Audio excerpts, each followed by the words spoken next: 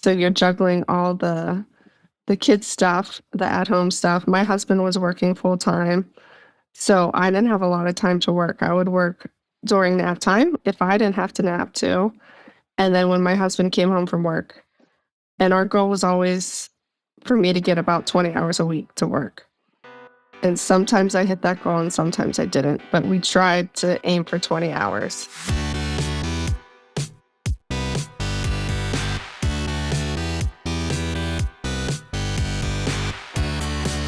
You're listening to The Successful Bookkeeper with your host, Michael Palmer. Listen each week as inspiring guests share their secrets of success to help you increase your confidence, work smarter, and build a business you love. This episode of The Successful Bookkeeper is brought to you by PureBookkeeping.com, the proven system to grow your bookkeeping business.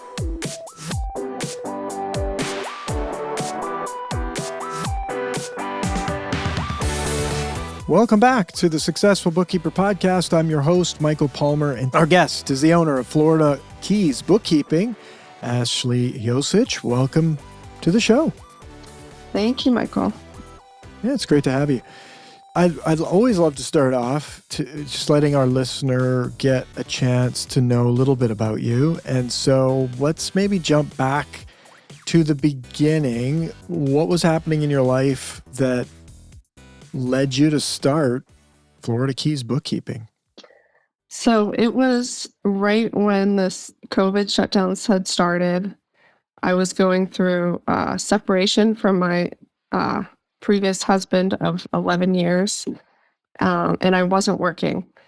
So I needed something to do. I needed to make some money, be productive, and it had to be something I could do remotely. I was already doing bookkeeping for my dad's business, and I remember seeing the relief on his face when he knew his bookkeeping and his bills were handled.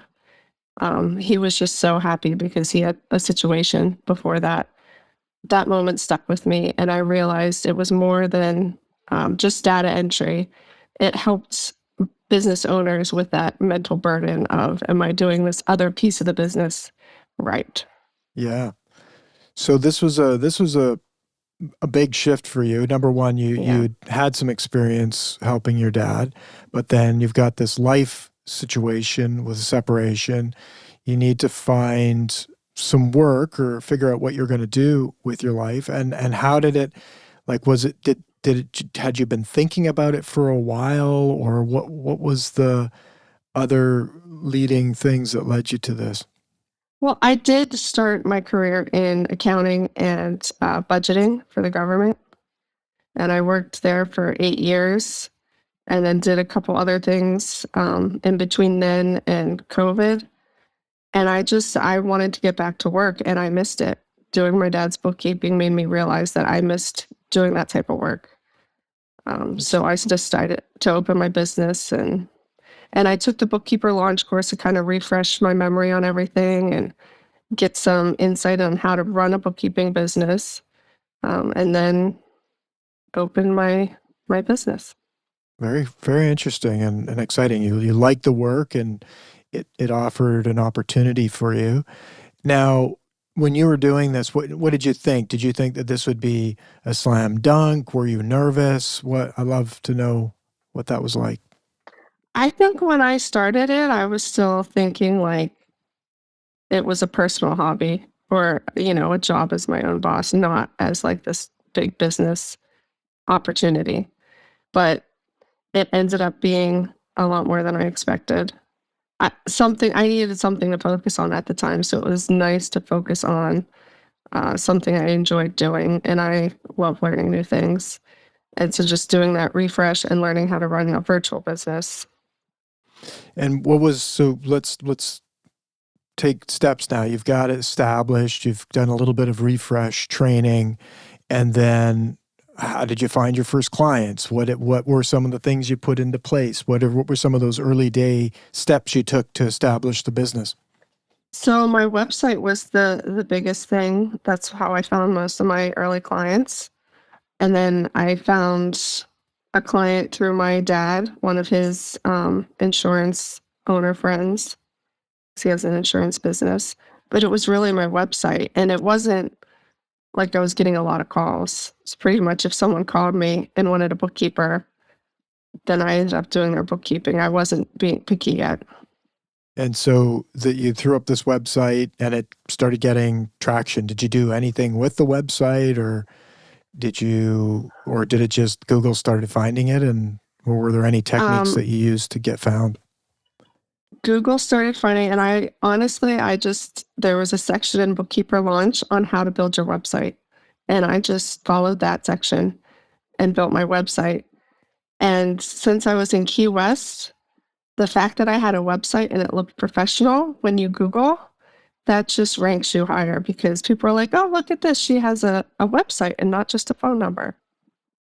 It's amazing. And I think what often happens is there's so many things you can do to grow your business that are so simple and so right there in your hands in front of you that today we could execute on them. Yet they seem too easy, right? But yet they work. They've worked for decades and still work today. And so you mentioned a couple. It's like your dad. That's friends and family, the people you know, getting the word out, making sure they know. You got a referral. Then you put up a website. It's a low cost activity. Put a little thought into it. Get something up. There's another way you can get business. So I love that. Now you started to get a few customers in. Where did it evolve from there? So it evolved slowly from there because at this point I also had a newborn baby. So after I started my business, within a year, I met my husband now. We started a family pretty quickly. So it wasn't too long until I was juggling stay-at-home mom and, running a business from home. So I would get clients, but it was very slow growth so that it could fit in with that other role I had. And what was that experience like working as a single? Well, you weren't single at the time. Now you've got your new husband. You're actually starting. You have a new baby. There's a lot. What was that time like for you? It was good. It was a little overwhelming. I mean, as a new mom, it wasn't quite what I expected. Of course, it's a lot more than you expect, and so you're juggling all the kids stuff, the at-home stuff. My husband was working full time, so I didn't have a lot of time to work. I would work during nap time if I didn't have to nap too, and then when my husband came home from work. And our goal was always for me to get about 20 hours a week to work. And sometimes I hit that goal and sometimes I didn't, but we tried to aim for 20 hours.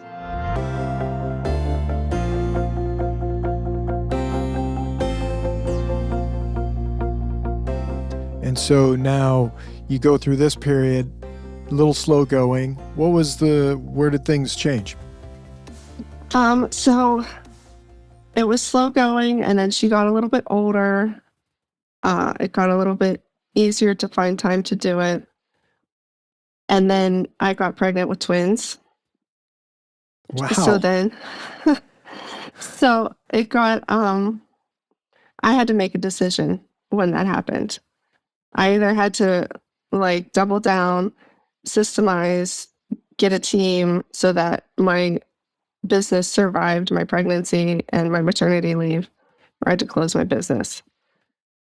So I decided to just streamline my business as much as possible, hire someone to cover me while I was gone. And really, I did a lot of things a lot quicker than I would have normally because of that constraint, because of that timeline.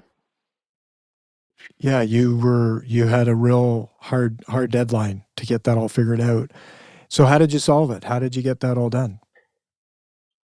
So I already had pure bookkeeping at the time. I used that to systemize, to work on my processes. I hadn't fully implemented it, so I became more diligent at converting my clients to pure, at using all the processes in there, and then streamlining my other processes. And then I started looking for ways to hire. So we were in Serbia already at that time. We went to Serbia while I was pregnant. And I started looking for Serbian people to hire. I had some connections that helped me find people to interview. I had my husband to help me communicate. So there was no like cultural miscommunications, to make sure I said things correctly so that it was understood the way I intended. Because I've had a lot of miscommunications just personally from being in Serbia. You don't realize you screwed up until later when you talk to someone. It's like, oh, they really thought you meant this. So he helped me with that. And then I hired someone well before I had to stop working so that I could train him and check his work. I hired someone else to check his work while I was gone. And then I could be on maternity leave without worrying about my business. Well, congratulations. That's a big feat. And so now just a couple of clarifying questions. So you're from Key West. Your clients are coming from Key West, but then did you move to Serbia? How did it all unfold? So I'm actually from Pennsylvania, but I was living in Key West when I started my business. And then when my daughter was about 9 months old, maybe, we went to Pennsylvania to visit my family for a few months. My husband quit his job. We packed up our apartment, went to Pennsylvania for the plan was 3 to 6 months. And then from there, the plan was to visit his family for another 3 to 6 months.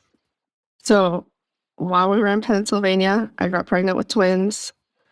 We decided to still visit Serbia, naively thinking, oh, it'll still be easy to, fly back, 3 months before my due date.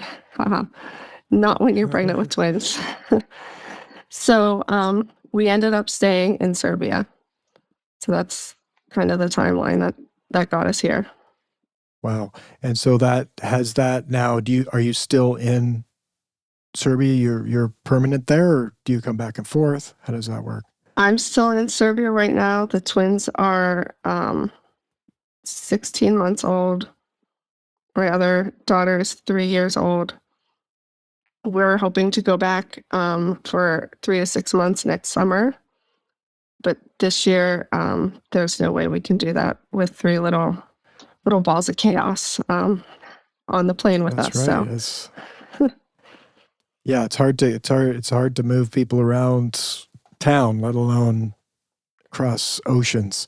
Yes. And so this is so now your business you run and you're virtual, you're running this business. You've got business now with clients from the United States. And how does that piece all work? Like, how has that been for you? You're living in another country, but yet you've got leads and customers and things happening in the United States. Has that run smoothly? Did that work out well? What's the story there? So I think it actually helps me filter out the wrong type of clients because I want to be completely virtual. So if someone wants me to come into their office and poke through their files or, go to the coffee shop for a meeting, I can't do that. So that right there filters out a whole just segment of business owners that probably aren't ready for 100% virtual work anyway. So it helps in that way. I did have to make sure everything would still work while I was in Serbia because of website security, computer security, all of that stuff. So my tech is a little bit different to manage that situation. But it doesn't really have a huge impact. The biggest thing, I guess, is the time difference. My workday is ending when everyone else is beginning in the States, 6 hours difference from Eastern time. And how does that time difference, in some ways it's a pro, in other ways I'm sure it's a con, but is it more pro than con? It's more pro, except for meetings. My girls are all in preschool until 4:00. But usually meetings are 9 a.m. in Eastern time is 3 p.m. here. So my meetings are usually around the time we have to pick them up or later. So that's the only time it's an issue, but it's not I have tons of meetings. So it's not a Right, huge you make deal. it work, and in this day and age, it's a digital world we live in. I think it's great, a great testament to being able to work anywhere you want, quite frankly.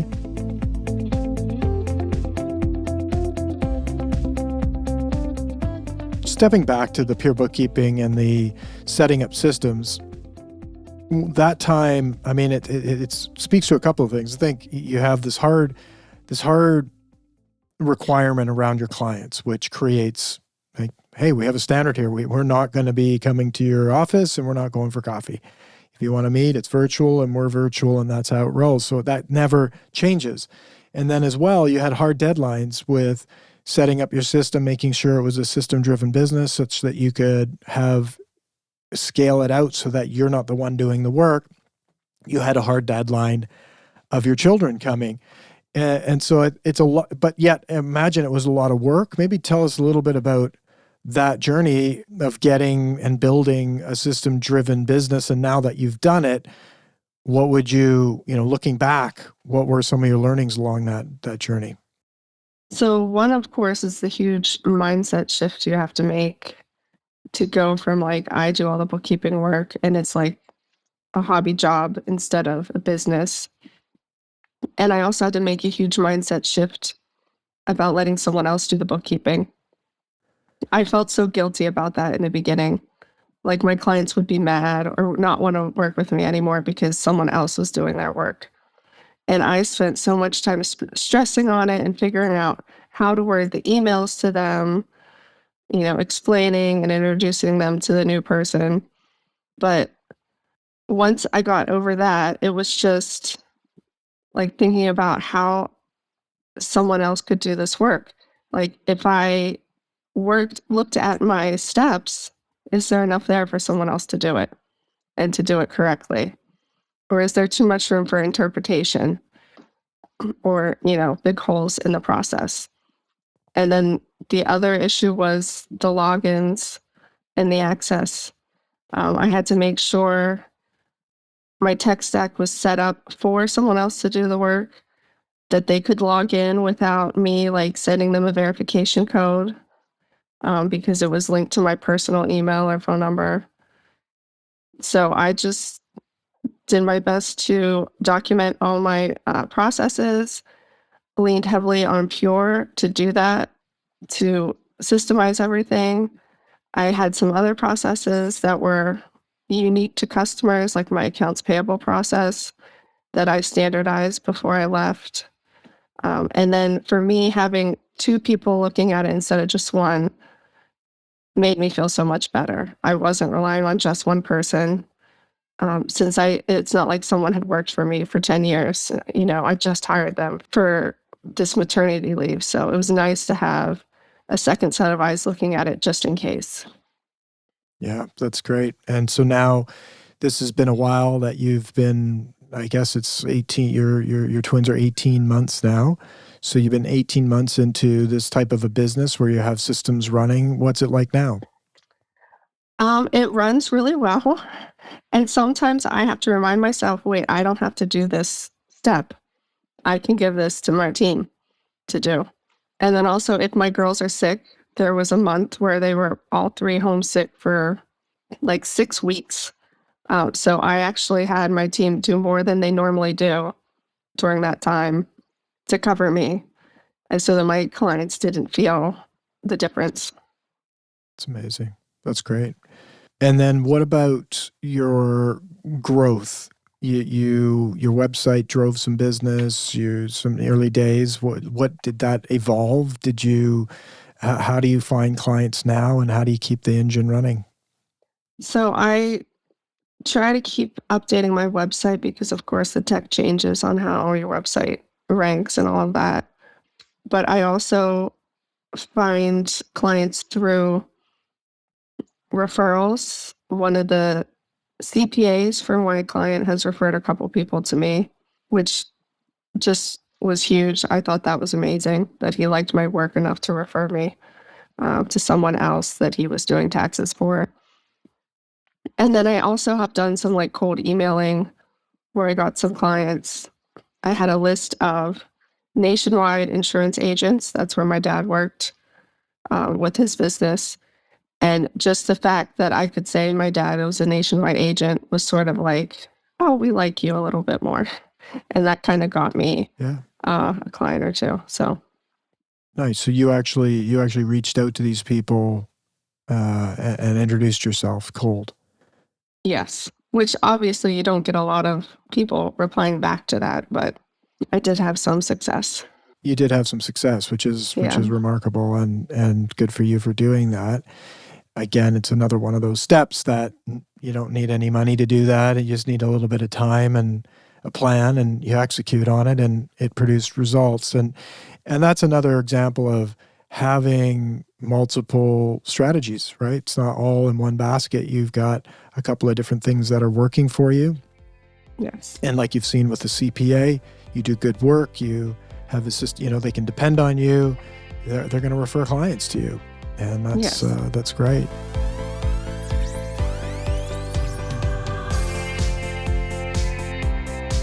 So, there's people who at every different stage listening through your journey. And I'm curious now at the journey, like where you are now in your business, what's the future look like for you? Where are you going to take your business? Are you happy here? Do you have ideas for what you want to create? I'd love to know what that looks like.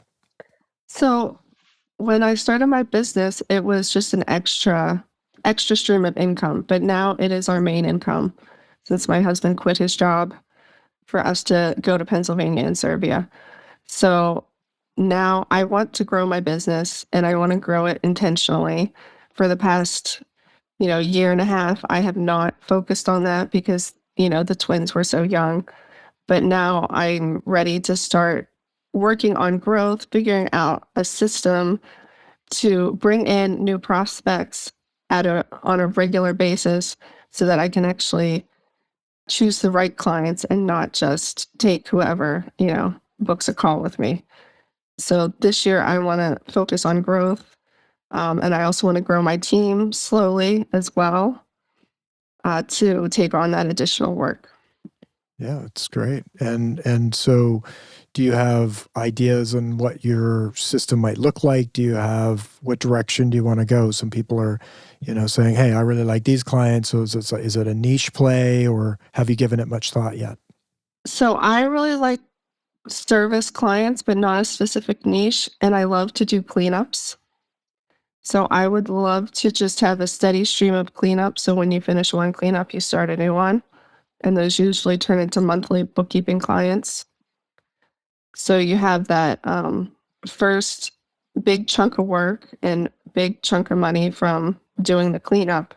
And then they become a steady client and part of your, regular monthly income. So that's kind of how I would like to grow my business. And I want to maybe build more relationships with accountants so I can get more accountant referrals, because those seem like a higher rate of return than just cold emailing businesses. Yeah, absolutely. It sounds like a great opportunity for you. I'm curious now in your journey, and maybe one other point around clients. Like, you have, how many clients would you say your business runs with today? I have like 7 or 8 clients, so it's still small.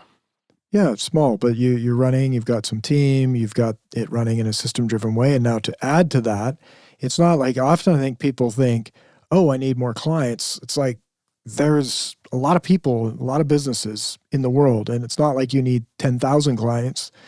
And so it's a different mindset shift, I think. Often people think, oh, geez, where am I going to find these people? Or they worry about competition, but really when you think about it, if you had 7 more clients or 10 more clients, it's like a double of your business. So it's about finding the right clients and, building systems around finding those right clients. Now, which I think it's a great message for our listener to remember, right? These things that often seem big or challenging or elusive are actually right there in our hands if we just, build a plan, take some steps, and make it happen. Now, on your journey so far, looking back, would you have done anything differently? I mean, I'd like to think I'd make all those mindset shifts faster, but I mean, you can't Of force course, that. all of us. Yes. But I think protecting my work time is the biggest thing. In the beginning, since I work from home and have flexible hours, I would too easily say, well, okay, I'll work later, or I won't work as long as I want because this is happening or that. It took me a while to say, look, I need to work this many hours, and, this block of time. Even if the kids are sick, I still need to work and kind of make that a priority. So it'd be nice if I could have done that sooner, but that was a mindset shift too. I had to convince myself that it was like important enough and not undervalue my own work, I guess, and my own business. I had to treat it like a business and not just something that fits in the in between moments.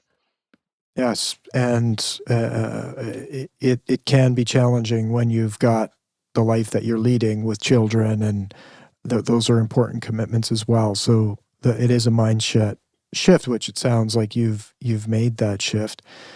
I think it's a really exciting and interesting journey that you've been on. You've moved through COVID, you've moved through through countries, you've moved through changing your family structure, some really big things, and yet you've been able to figure it out, build a system-driven business, and have this working for you, which is really exciting. And I think can be exciting for anybody who's thinking about growing their bookkeeping business, is that the opportunity is there and the value for what you do. As you saw that with your father and the difference that you made for him, it's like there's a lineup of business owners out there that would love to have that smile or sense of relief on their face from having someone like yourself do their business financials and be the shepherd of their business financials. So pretty cool. If our audience wanted to learn more about you, to ask questions or check out your website, what's the best way for them to do that, Ashley? My website, flkeysbookkeeping.com. And if they want to email me, my email is there. I have social links on there, but I don't use them very much. So email is better. Okay, great. So we'll put those links in the show notes. And this has been a real interesting conversation. I always love hearing the journey of growing and running a bookkeeping business. And so I want to thank you for your generosity and taking the time to be on the show with us today, Ashley. Yes, of course. It's my pleasure. And with that, we wrap another episode of the Successful Bookkeeper podcast. To learn more about today's wonderful guest and to get access to all sorts of valuable free business building resources, you can go to thesuccessfulbookkeeper.com. Until next time, goodbye.